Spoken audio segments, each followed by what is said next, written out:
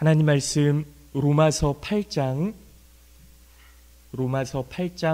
31절부터 39절까지 말씀 보도록 하겠습니다. 로마서 8장 31절부터 39절까지 말씀,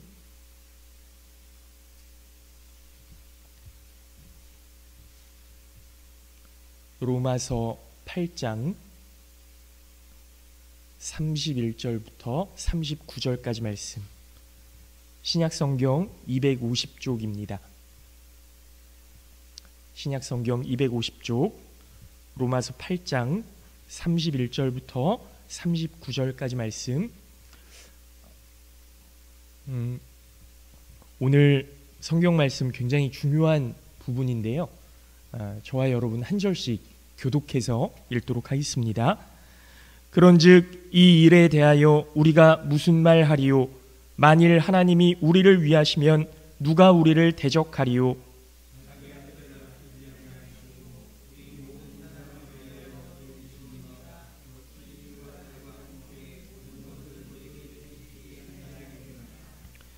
누가 능히 하나님께서 택하신 자들을 고발하리요?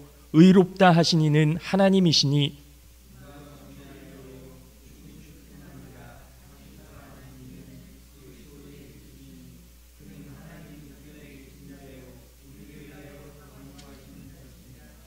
누가 우리를 그리스도의 사랑에서 끊으리요? 환난이나 곤고나 박해나 기근이나 적신이나 위험이나 칼이리야.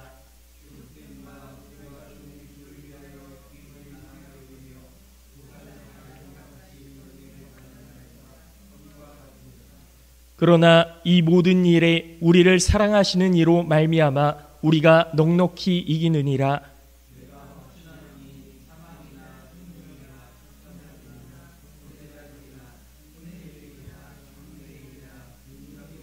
(39절) 말씀 합독해서 읽도록 하겠습니다. 높음이나 깊음이나 다른 어떤 피조물이라도 우리를 우리 주 그리스도 예수 안에 있는 하나님의 사랑에서 끊을 수 없으리라. 아멘. 할렐루야. 네, 감사합니다. 오늘 예배에 나오신 우리 모든 성도님들 주님의 이름으로 환영하고 축복합니다. 주보가 좀 잘못 나왔어요. 제가 하다 보니까 설교 제목을 안 바꿨는데요. 하나님의 사랑에서 끊을 수 없으리라 입니다. 오늘 제목 하나님의 사랑에서 끊을 수 없으리라. 여러분, 제가 대학 시절에 그 목회 현장론이라는 수업이 있었어요. 그 목회 현장론이라는 수업이 끝나고 나면 이제 4학년 때 듣는 수업이었는데 목회 현장에 직접 나가는 겁니다. 그래서 2박 3일 동안 그 퇴수회라고 해서 이제 수업을 미루고 목회 현장에서 뭐 여러 가지 것들을 배우는 그런 수업이었어요. 근데 그 실습이 뭐냐면요, 목회 현장에서 배우는 게 뭐냐면 그 장례 절차를 배워요. 장례 절차를 배우는데 이제 그 시신이 있으면 수의 입히는 거, 수의 입혀서 뭐 매듭을 어떻게 하고 손을 어떻게 하고 뭐 이런 것들을 좀 배우고요. 그 염하고 입관하고 장지 가서 하관하고 흙으로 덮고 이제 사람들이 그 흙을 다지잖아요. 근데 이제 저희 그 예전 전통 방식은 이제 그 나뭇가지 긴 거 장대를 들고 땅을 이렇게 발로 밟으면서 이렇게 회다지라고 하잖아요. 그 회다지를 하면서 찬송가를 부르는데요. 그 다음에 그 목회하면서 현장에서 일어났을 때 당황하지 말고 대처해야 될 일들, 이런 것들에 대해서 배우는데 뭐 성찬식이라든지 예배 중에 일어나는 일이라든지 뭐 이런 일들을 그 담당 목사님하고 같이 이렇게 대화하고 뭐 실습하면서 그런 것들을 배웁니다. 첫째 날 저녁에 이제 그렇게 일정을 마무리하고 지방에 이제 각 교회로 뿔뿔이 흩어져서 배정받은 교회로 흩어지는데요. 둘째 날에 이제 목사님과 하루를 같이 뭐 신방도 가고 뭐 이런 것들을 하는 거예요. 그런데 이 둘째 날이 무슨 요일이었냐 하면 수요일입니다. 수요일. 수요 예배를 드려야 되잖아요. 근데 각 배정받은 학생들 가운데 한 사람이 이제 대표로 그 교회에서 수요 예배 설교를 하는 거예요. 예배 인도를 하는 거예요. 저는 이게 그 횡성 지방에서 거의 이루어졌었는데요. 저 학교 다닐 때는 그 전에 저 가르쳐 주셨던 전도사님 때부터 거의 횡성 지방에서 그런 퇴소회를 했었어요. 그러니까 저 고향이잖아요. 고향 교회에 이제 병지방이라는 굉장히 좋은 계곡이 있는데 거기 병지방 교회에서 제가 수요 예배 인도를 하는 거예요. 그날 저녁에 이제 뭐 준비를 열심히 했겠죠. 준비를 열심히 했는데 그런 대예배 시간, 그러니까 제가 담임자가 한 번도 돼보지 못하지 않았습니까? 그리고 대학교 4학년 때까지는 이제 교육전도사로 어린 아이들 대상으로만 이렇게 설교를 하다가 어른들 막 이렇게 앉혀놓고 설교를 하려니까 이제 막 가슴이 답답해져 오는 거죠. 경험도 없고. 그런데 하필이면 횡성이니까요. 저희 아버지가 오셨어요. 저희 아버지가 오셔서 이제 뒤에 앉으셔갖고 우리 아들 잘하나 이렇게 보고 있는 겁니다. 그러니까 더 긴장이 되고 좀 그런 거죠. 근데 이제 좀 설교를 다 마치고 예배가 다 마쳐지고 이제 목사님하고 인사하고 저희 아버지 또 소개하고 뭐 이렇게 하는데 이제 예배를 다 마친 다음에 아버지가 그런 이야기를 하시는 거예요. 잘 하더라, 잘 하는데 왜 그렇게 너는 설교할 때 머리를 만지냐, 이 이야기를 하시는 거예요. 잘하는데. 그러니까 아버지니까요. 얼마나 세심하게 보셨겠습니까? 우리 아들 잘하나 뭐 이런 것도 뭐 설교 내용 뭐 이런 것도 중요하겠지만 사실은 잘하나 어떤 점 이렇게 고칠 점이 있나 뭐 이렇게 세심하게 보셨을 거라고요. 여러분 사랑하면 기대가 많지요. 예, 사랑하면 기대가 많아요. 우리 장로님들 권사님들 자녀들에 대한 그런 사랑만큼 그만큼 또 기대도 이렇게 좀 커질 거라고 생각을 합니다. 하나님도 마찬가지시죠. 하나님도 우리 교회를 향한 기대가 크시고요. 우리 성도들을 향한 기대가 크신 거예요. 성경에 보면 하나님께서 우리를 사랑하셔서 부르신 다음에 우리에 대한 기대가 얼마나 큰지 모르는데요. 그 하나님의 기대를 표현하는 세 가지 단어가 있습니다. 하나님의 기대를 표현하는 세 가지 단어. 뭐냐면 부르시고 거룩하게 하시고 영화롭게 하셨다라는 거예요. 부르셔서 거룩하게 하시고 영화롭게 하셨다. 여러분 이 세 단어를 꼭 머릿속에 두시기 바랍니다. 하나님이 나를 부르시고 하나님이 나를 거룩하게 하시고 하나님이 나를 영화롭게 하셨다. 존귀하게 하셨다. 여러분 위대한 왕께서 저기 길거리를 헤매고 다니는 고아들 중에 거지들 중에 의지할 곳 없는 불쌍한 아이들 중에 하나를 뽑으셨어요. 그를 불러다가 깨끗이 목욕시키고 새 옷을 입히고 금 가락지를 끼우고 이제부터 너는 내 아들이다. 너 이제는 거지 아니다. 너 이제는 고아 아니다. 넌 내 아들이다. 이렇게 말씀해 주신 거죠. 그런데 문제는 그렇게 거룩하게 만드신 것으로 끝내신 것이 아니고 깨끗이 씻겨서 새 옷을 입혀서 옛날의 그 얼굴이 아니고 옛날의 그 옷이 아니지만 아직 마음은 좀 다른 거예요. 여전히 그 거지였던 고아였던 그 습성이 있거든요. 길거리에서 방황하던 습성이 있거든요. 그 습관을 고쳐가시는 거죠. 아직은 왕자다운 마음이 없고 아직은 왕자의 그런 예절과 어떤 습관과 그런 능력이 없는 존재입니다. 그런 사람을 왕자다운 면모를 갖추게 하고 왕자다운 능력을 갖추게 하고 왕자다운 사람으로 만들어 가시는 것을 영화롭게 하셨다. 이렇게 표현하는 거예요. 생각해 보면 놀라우신 창조주 하나님의 아들로, 자녀로 삼으신 것이 길거리 거지를 데려다가 왕자로 만든 것보다 더 놀라운 일 아닙니까? 사람인데요, 하나님의 아들로 삼으셨다라는 것. 여러분, 로마서 8장 15절 16절 말씀을 보면요, 여러분은 또다시 두려움에 빠뜨리는 노예의 영을 받은 것이 아니라 자녀로 삼으시는 영을 받았습니다. 이렇게 말씀하고 있어요. 이제 노예의 영이 아니라 자녀로 삼으시는 영을 받았다. 여러분, 오늘 성령 강림절이거든요. 우리가 지금까지 하나님께서 우리를 부르셨다라고 했을 때 하나님의 종으로, 하나님의 일꾼으로 부르심을 받았구나, 이렇게 생각하는 경우가 많았는데요, 그게 아니라는 거죠. 자녀로 삼으시는 영을 받았다는 겁니다. 성령께서 우리 안에 임재하실 때에는 우리가 더 이상 노예가 아니라 하나님을 바라보면서 두려움으로 지내는 것이 아니라 사랑의 마음으로 하나님을 대할 수 있는 자녀의 영을 우리가 받았다는 거죠. 그래서 우리는 그 영으로 하나님을 아바, 아버지라고 부르게 된 거예요.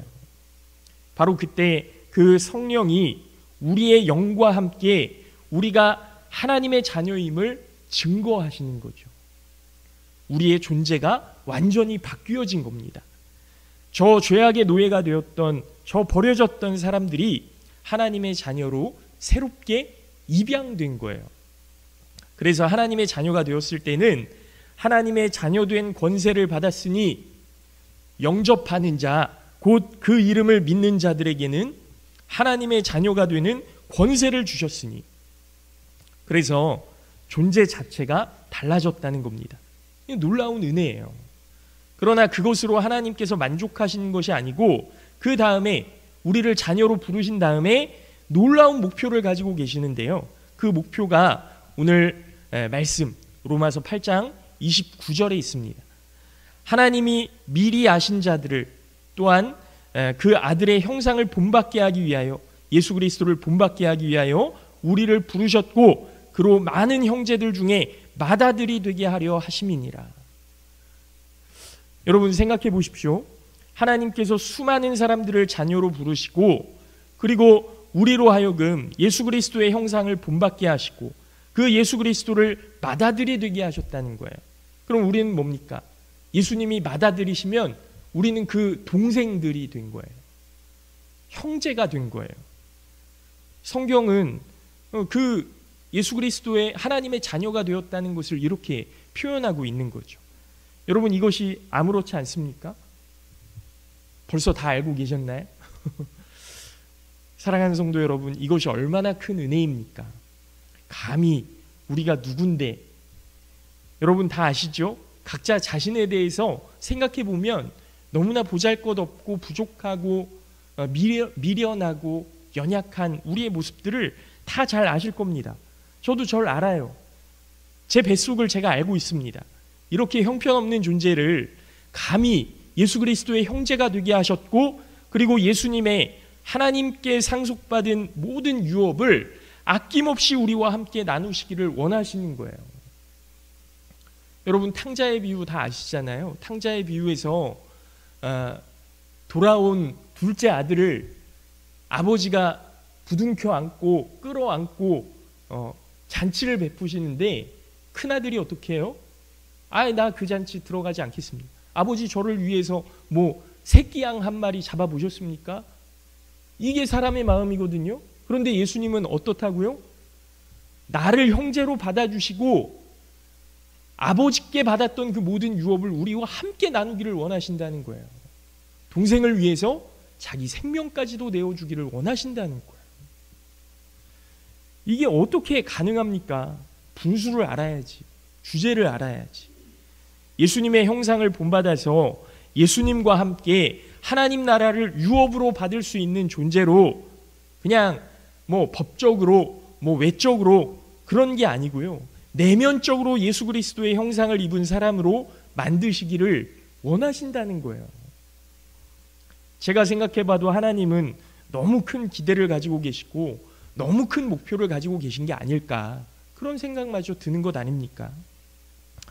여러분, 프랑스의 안나라고 하는 8살짜리 꼬마 여자아이가 있었대요. 이 꼬마 여자아이가 어린아이의 눈으로 이 세상을 어떻게 바라보는지에 대해서 책을 썼습니다. 이 책 제목이 뭐냐면 어른들은 바보예요 라고 하는 책이에요. 어른들은 바보예요. 책에 나온 이야기 하나를 소개해드리면요, 이 안나라는 꼬마는 그 수학이 너무너무 싫었대요. 그 수학이 너무너무 싫어서 수학 선생님까지도 이렇게 싫어지는 거예요. 수학이 싫으니까. 그래서 수학 선생님하고 매일 부딪히는데, 그러니까 이 수학 선생님 역시 이 아이의 삐뚤어진 마음과 매일매일 싸우는 거 아닙니까? 이거 가르쳐야 되는데 얘는 공부하기 싫어하니까 이 아이랑 계속 싸우는 거예요. 한 번은 이 수학 선생님이 문제를 냅니다. 안나야, 한 줄에다가 꽃을 12송이 심었다. 밭을 이렇게 만들어서 한 고랑에다가 꽃을 12송이 심었어. 근데 이 고랑이 12개가 있으면 꽃을 몇 개나 심을 수 있을까? 그러니까 12 곱하기 12 하면 딱 나오는 것 아닙니까? 그런데 이 안나가 하는 말이 뭐라고 이야기했냐면, 선생님, 꽃 그렇게 심으면 꽃 다 죽어요. 이렇게 얘기했다는 거예요. 선생님이 꾹 참고, 그러면 다른 문제를 한번 해보자. 왼손에 사탕 7개를 가지고 있고 오른손에 사탕 9개를 들었다. 그러면 사탕을 총 몇 개 가지고 있는 거냐? 7개, 9개니까 16개 아닙니까? 그랬더니 이 안나가 뭐라고 했는지 아세요? 빵개요. 빵개요. 왜요? 왜 빵개니? 왜 하나도 없니? 저 손에 아무것도 없는데요? 이랬다는 거예요. 그래, 선생님한테는 없지만 있다고 가정을 하고 몇 개냐? 그랬더니 이 안나가 다시 14개요. 그렇게 대답했다는 거예요. 14개요. 왜 14개니? 하나는 제가 먹고 하나는 친구 줬어요. 이렇게 얘기했다는 거예요. 그리고서 선생님, 제가 그 사탕 먹어봤는데 맛없어요. 안 가질래요. 빵개예요. 여러분, 이 안나라는 아이의 그 마음이 꼬인 거죠. 꼬인 거예요. 이 아이가 수학을 싫어하고 수학 선생님이 싫으니까 골탕 먹이는 겁니다. 자기 마음에 들지 않으니까. 어른들의 마음도 그렇죠. 마음에 들지 않으면, 싫으면 이 마음이 뒤틀려요.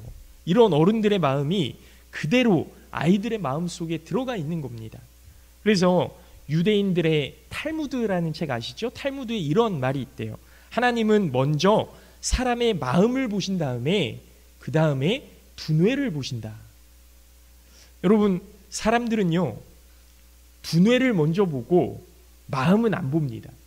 그래서 이 사람이 의도가 이렇다면 난 이렇게 해야지, 그 사람의 마음은 보지 않아요. 그 마음을 헤아려 주지 않습니다. 어른들이 그래요. 그러나 하나님은 아니라는 거죠. 하나님은 먼저 마음을 보시고 그 마음을 헤아리시고 이 사람의 두뇌를 보신다는 거예요. 아, 왜 이렇게 행동할 수밖에 없었나? 아, 왜 이런 말을 할 수밖에 없었나? 그걸 하나님께서 보신다는 것 아닙니까? 우리를 하나님의 자녀로 부르셔서 깨끗이 씻어서 새 옷을 입히시고 너는 내 아들이다, 내 딸이다 인치셨습니다. 그러나 마음은 아직 하나님의 자녀답지 못한 거예요. 저 하나님의 나라를 상속받을 수 있는 그 가슴이 안 되는 거죠. 통치권을 행사할 수 있는 능력이나 마음이 안 되는 겁니다. 이것이 변화되기를 하나님은 원하시는 거예요. 문제는 이 변화가 하나님이 변하시는 게 아니고 내가 변해야 되는 거죠.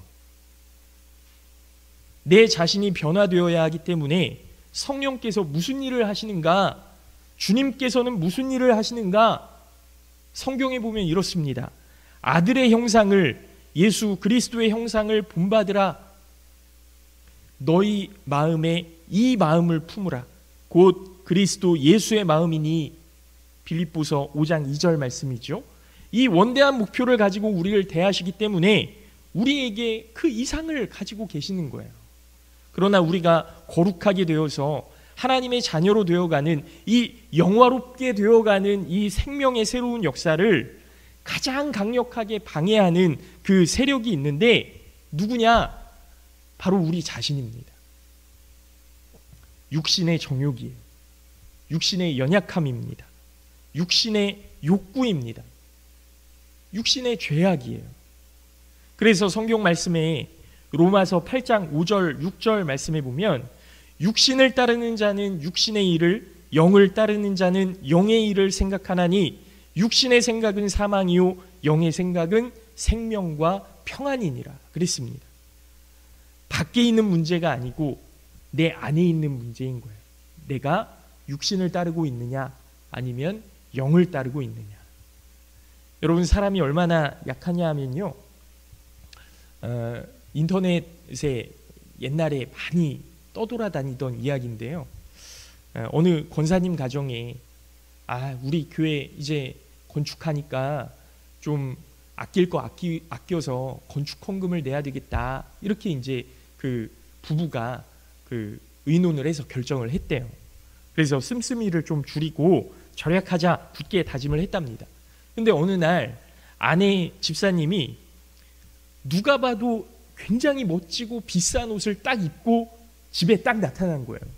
남편 권사님이 조금 속이 상해서 여보, 우리 좀 아끼자고 절약하자고 이야기했잖아요. 옷 어디서 산 거예요? 이렇게 물어봤대요.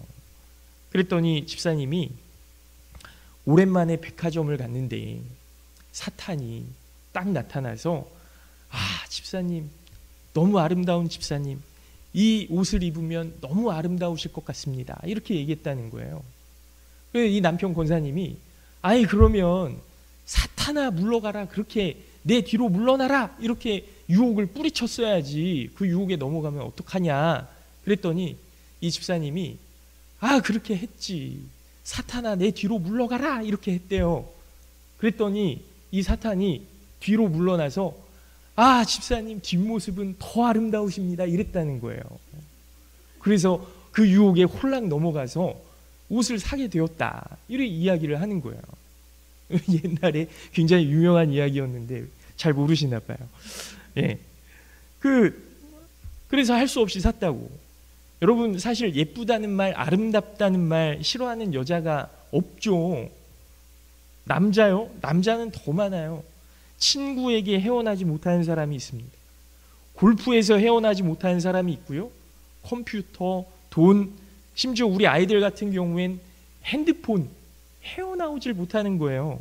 여러분, 사람이 얼마나 약합니까? 그래서 오늘 로마서 말씀에 거듭거듭 강조하신 말씀이 있습니다.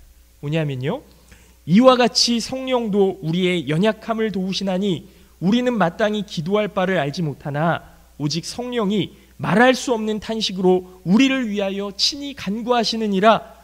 마음을 살피시는 이가 성령의 생각을 아시나니 이는 성령이 하나님의 뜻대로 성도를 위하여 간구하심이니라. 누가 정죄하리요? 죽으실 뿐 아니라 다시 살아나신 이는 그리스도 예수시니 그는 하나님 우편에 계신 자요 우리를 위하여 간구하시는 자니라. 아멘. 여러분, 성령께서 우리를 향한 기대를 가지시고 하나님께서 우리를 부르시고 거룩하게 하시고 영화롭게 하시기 위해서 우리를 위해서 친히 간구하시는 그 하나님의 역사가 지금도 계속해서 일어나고 있다라는 거예요. 문제는 뭡니까? 성령께서 우리 마음에 들어오실 수 있도록, 성령 하나님께서 우리를 다스리실 수 있도록 우리가 마음을 열어야 되는데 그게 안 되는 거예요. 성령 하나님께서 우리가 기도할 힘을 잃어버리실까 봐 간구하시고, 방향을 잃어버릴 때에도 우리를 위해서 탄식하시며 기도하시고, 하나님의 뜻대로 기도해 주시고, 우리 주님도 부활하셔서 하나님 우편에 계시면서 우리를 위해서 계속 하나님 앞에 간구하시는데, 우리가 변해야 될 것 생각하지 않고 우리의 고집과 우리의 습관을 앞세워서 나는 연약한 존재여서 그렇게 변명하면서요, 하나님의 뜻을 모른 척 해가는 겁니다. 여러분, 마귀는 참소자입니다. 저거 쓸데없다고, 해봤자 소용없다고, 변했다고 하면서 또다시 일 저지르지 않냐고, 이제 그만둘 때도 되지 않았냐고, 무슨 기대를 하느냐고, 마귀는 수없이 우리를 참수합니다. 예수님은 우리 곁에 계셔서 우리를 용서하시고 우리를 변호하시고 끊임없이 우리를 위해서 기도해 주시는 분이시라는 거죠. 사랑하는 성도 여러분, 우리가 하나님의 자녀로 부르심을 받고 거룩하게 되어가고 영화롭게 되어가는 과정 중에 주님은 우리를 사랑하셔서 끊임없이 기도하시고 죽으신 것으로 만족하지 않으시고 부활하셔서 그 후에도 우리를 위해 사랑을 베풀어 주시는 분이시라는 겁니다. 로마서 8장은 그러므로 누가 우리를 그리스도의 사랑에서 끊으리요? 환난이나 곤고나 박해나 기근이나 적신이나 위험이나 칼이랴. 그러나 이 모든 일에 우리를 사랑하시는 이로 말미암아 우리가 넉넉히 이기느니라. 그렇게 말씀해 주고 계십니다. 하나님의 부르심을 받은 하나님의 백성이 영화롭게 되어가는 과정에 또 환난이나 핍박이나 어려움이 우리 속에 닥쳐올 때 그때 성도는 예수 그리스도의 십자가를 바라봐야 한다라는 거죠. 예수 그리스도의 십자가에는 하나님의 값없으신 하나님의 사랑이 드러나 있고 하나님의 가장 크신 사랑, 아들을 내어주신 그 사랑이 십자가 속에 있기 때문입니다. 환난이 다가올 때, 어려움이 닥쳐올 때 환난 자체가 문제가 아닙니다. 환난이 닥쳐오면 우리 속에 의심이 생기거든요. 하나님이 정말 나를 사랑하실까? 사랑하시는 건가? 하나님이 정말 나와 함께 계시는 건가? 그렇게 의심이 생기기 시작하면요, 우리의 믿음 자체가 막 뿌리채 흔들리기 시작하는 거예요. 그러나 고난이 있을 때에도 기쁨이 있을 때에도 하나님의 자녀로 부르심을 입은 자들은 사망이나 생명이나 천사들이나 권세자들이나 현재일이나 장래일이나 능력이나 높음이나 깊음이나 다른 어떤 피조물이라도 우리를 그리스도 예수 안에 있는 하나님의 사랑에서 끊을 수 없으리라. 그리스도 예수 안에 뭐가 있길래요? 우리를 사랑하신 그 사랑의 십자가가 있는 겁니다. 예수님의 십자가를 바라보는 사람은 환난도 이겨내고 승리에도 교만하지 아니하고 예수님의 십자가를 바라보는 사람은 자신도 이겨내고 세상도 이겨낼 수 있음을 믿습니다. 마귀의 권세도 이길 수 있습니다. 그러나 십자가에서 눈을 떼면 하나님의 사랑도 잃어버리고 그 능력도 잃어버리고 성령의 도우심도 잃어버릴 수밖에 없는 거예요. 하나님의 사랑은 예수님의 십자가에 나타나 있기 때문입니다. 시대의 흐름에 나타나 있는 것이 아닙니다. 예수님의 십자가에 하나님의 사랑이 나타나 있습니다. 마귀는 큰 소리를 두려워하지 않습니다. 사람의 숫자도 두려워하지 않습니다. 그러나 마귀는 예수님의 십자가가 나타나면 무릎을 꿇을 수밖에 없는 거죠. 마귀는 예수님의 십자가 앞에 무릎을 꿇을 수밖에 없어서 예수님이 십자가 하나님의 사랑에서 누가 우리를 끊을 수 있으리요? 그렇게 선언하시는 거예요. 여러분, 성서학자들이 로마서 8장을 이야기할 때 반지에 비유하거든요. 반지는 금반지도 있고 은반지도 있고, 그런데 반지의 정점이 뭐냐면 가운데 박힌 보석이죠. 가운데 박힌 보석이에요. 성경의 로마서 8장은 그 보석이라는 겁니다. 반지의 보석. 왜냐하면 이 속에는 우리의 연약함을 아시는 주님, 죄와 사망에 빠져 있는 우리, 그러나 그리스도 예수 안에 있는 생명의 성령의 법이 우리를 죄와 사망의 법에서 자유케 하리라. 자유케 하실 뿐만 아니라 우리를 영화롭게 하시기 위해서 끊임없이 기도하시고 끊임없이 사랑하시고 십자가의 사랑까지도 우리에게 보여주신 것이기 때문에 이 로마서 8장에 하나님의 가장 크신 사랑, 십자가를 보면 승리하리라는 내용이 있기 때문에 이 로마서 8장은 보석이다, 그렇게 이야기하는 거죠.